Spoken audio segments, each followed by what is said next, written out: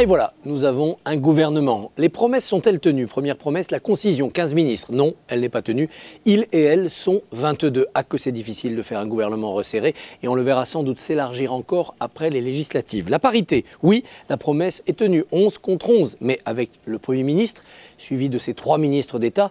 La première femme, Sylvie Goulard, ministre aux Armées, arrive en 4e position. Et comme personne ne pense qu'elle est supérieure dans l'esprit du président de la République à Jean-Yves Le Drian, qui est derrière elle dans la liste, on peut penser qu'en fait elle est 5e. Oui, les femmes devront conquérir les premières places, même si elles en ont, et de belles, car elles sont pour la plupart dotées de portefeuilles intéressants. Le renouvellement, oui, il est là.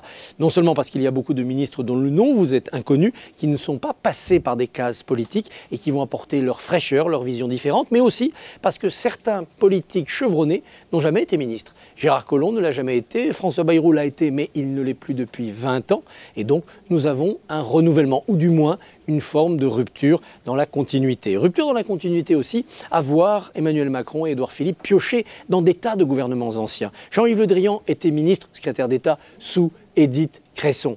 Annick Girardin et Jean-Yves Le Drian aussi étaient dans le dernier gouvernement. Bruno Le Maire, lui, a servi dans les gouvernements de Nicolas Sarkozy et il était aux côtés de Dominique de Villepin à Matignon avant. On trouve saupoudré dans les 20 dernières années une somme d'expérience.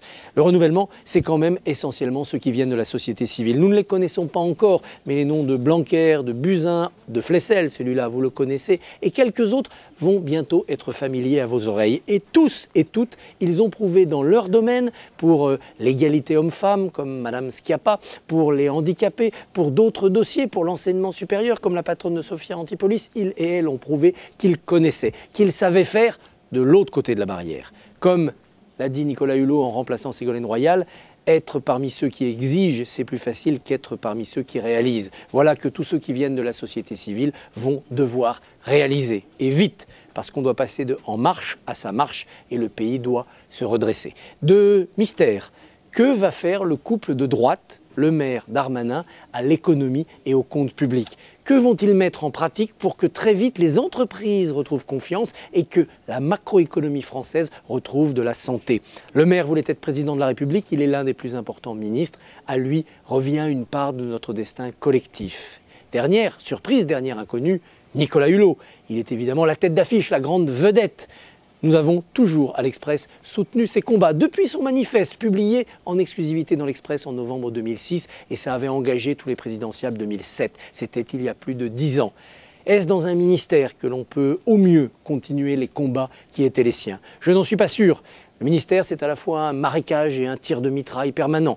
Aura-t-il les reins assez solides? Aura-t-il la pugnacité? Sera-t-il aidé ou englouti par son administration? À lui de me faire mentir et de montrer qu'il a su surmonter ses périls. C'est un péril d'ailleurs aussi pour Macron, qui a fait un pari en confiant à un homme qui ne partage pas toutes ses convictions cette part importante de la modernisation qu'est la transition écologique. Alors oui, des inconnus pour l'instant, des inconnus US pour le futur, parce qu'on ne sait pas ce qui va être fait par ce gouvernement. Et puis bien sûr, une période délicate, les semaines qui viennent avant les législatives. Toute erreur de communication, toute erreur d'action sera chèrement payée et mettra en péril l'intégralité du quinquennat.